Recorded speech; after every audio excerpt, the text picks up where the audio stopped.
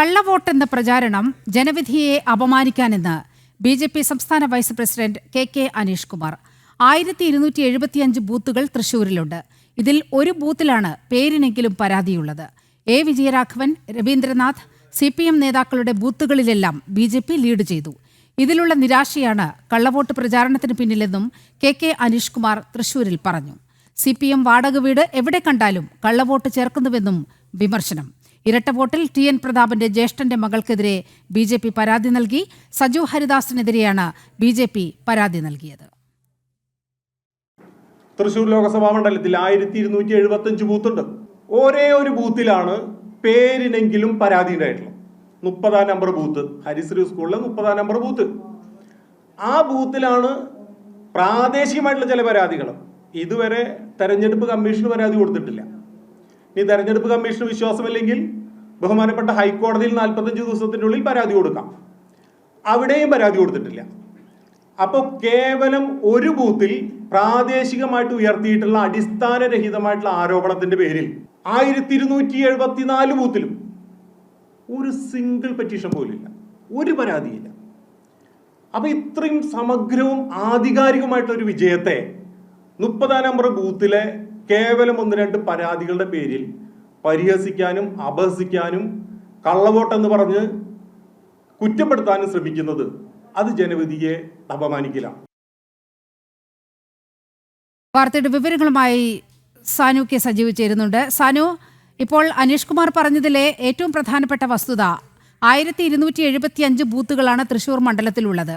അതിൽ 30-ാം number booth, ഒരേ ഒരു ബൂത്തിലെ ചില പരാതികൾ മുൻനിർത്തിക്കൊണ്ടാണ് കള്ളവോട്ട് ചെയ്താണ് അവിടെ സുരേഷ് ഗോപി വിജയിച്ചത് എന്നുള്ള പ്രചാരണം ഇങ്ങനെ കൊഴുത്തിരിക്കുന്നത്. വളരെ കൃത്യമായ കണക്കുകൾ വെച്ചുകൊണ്ട് തന്നെയാണ് അനീഷ് കുമാർ സംസാരിക്കുന്നത്. 1275 ബൂത്തുകൾ തൃശ്ശൂരിലുണ്ട്.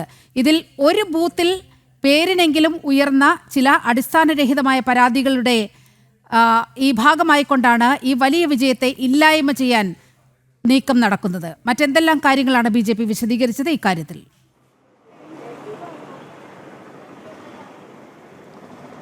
നീലിമ, ഇടത് വലത് മുന്നണികൾ കഴിഞ്ഞ കുറച്ച് ദിവസമായി അടിസ്ഥാനരഹിതമായിട്ടുള്ള ആരോപണങ്ങൾ ഉന്നയിച്ചുകൊണ്ട് BJPക്ക് നേരെ തുടർച്ചയായിട്ട് രംഗത്ത് വന്നിരുന്നു.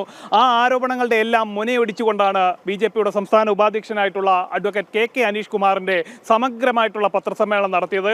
അതായത് ബൂത്തുകളിലെ കണക്ക് വരെ എടുത്തുകൊണ്ട് കൃത്യമായിട്ട് ആരോപണങ്ങൾക്ക് മറുപടി പറഞ്ഞുകൊണ്ടായിരുന്നു കെ അനീഷ് കുമാറിൻ്റെ പത്രസമ്മേളനം. ഒപ്പം തന്നെ കെ രാജൻ, അതായത് ജില്ലയിലെ മന്ത്രി K Rajan, R Bindu, MM Varghese അടക്കമുള്ള ഇടത് വലത് മുന്നണികളുടെ നേതാക്കളുടെയും ഒപ്പം തന്നെ കോൺഗ്രസ് നേതാക്കളുടെയും ബൂത്തുകളിൽ BJP ആധികാരികമായിട്ട് നേടിയിട്ടുള്ള ലീഡ് നിലയുടെ വിവരങ്ങൾ വരെ ഈ പത്രസമ്മേളനത്തിൽ അദ്ദേഹം എടുത്തു പറഞ്ഞു. അതായത് കെ രാജന്റെ അടക്കമുള്ള ബൂത്തിൽ C രവീന്ദ്രനാഥ്, മുൻ വിദ്യാഭ്യാസ മന്ത്രിയായിട്ടുള്ള C രവീന്ദ്രനാഥിന്റെ ബൂത്തിൽ, അതേപോലെ തന്നെ മന്ത്രി ആർ ബിന്ദുവിന്റെ ബൂത്തിൽ, ഒപ്പം തന്നെ CPM നേതാവായിട്ടുള്ള മുൻ ജില്ലാ സെക്രട്ടറി കൂടിയായിട്ടുള്ള MM വർഗീസിന്റെ ബൂത്തിൽ, ഇവിടെയെല്ലാം BJP ആധികാരികമായിട്ടുള്ള ലീഡ് നേടി. അവർക്കാർക്കെങ്കിലും പരാതി ഉണ്ടെങ്കിൽ അവർ കോടതിയിൽ പോട്ടെ എന്നടക്കമുള്ള കാര്യങ്ങൾ കെ അനീഷ് കുമാർ പറഞ്ഞു. ഒപ്പം തന്നെ സുനിൽ കുമാർ കഴിഞ്ഞ പാർട്ടിയിലും അദ്ദേഹത്തിന് രക്ഷയില്ല. ഒപ്പം തന്നെ കഴിഞ്ഞ ലോക്സഭാ തെരഞ്ഞെടുപ്പിലും പരാജയപ്പെട്ടു, കഴിഞ്ഞ നിയമസഭാ തെരഞ്ഞെടുപ്പിലും പരാജയപ്പെട്ടു. തുടർച്ചയായി പരാജയപ്പെടുന്നതിലുണ്ടായിട്ടുള്ള ഭ്രമമാണ് അദ്ദേഹത്തെ കൊണ്ട് ഇത്തരം ആരോപണങ്ങൾ ഉന്നയിക്കുന്നതെന്നും സൂചിപ്പിച്ചിട്ടുണ്ട്. കെ അനീഷ് കുമാർ വ്യക്തമാക്കിയിട്ടുണ്ട്. അതായത് കയ്യിൽ തെളിവുണ്ടെങ്കിൽ അത് ഹൈക്കോടതിയിൽ പോയി ബോധിപ്പിക്കൂ എന്നും അനീഷ് കുമാർ വെല്ലുവിളിച്ചു.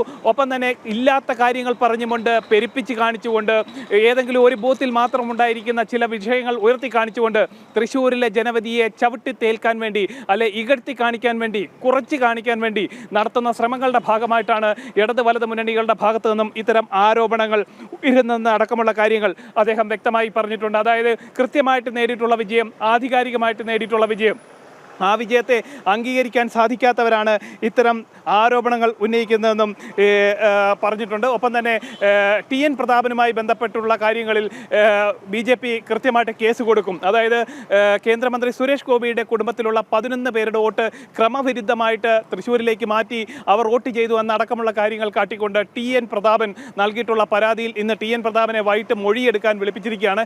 ഈ മൊഴിയെടുത്തതിന് ശേഷം കൃത്യമായിട്ടുള്ള നിയമ നടപടി, പ്രചാരണം അടിസ്ഥാനരഹിതമാണ് എന്ന് BJP വളരെ കൃത്യമായ കണക്കുകൾ മുന്നോട്ട് വെച്ചുകൊണ്ട് തന്നെ പറഞ്ഞിരിക്കുകയാണ്. സാനുവാണ് വാർത്തയുടെ വിശദാംശങ്ങൾ നൽകിയത്.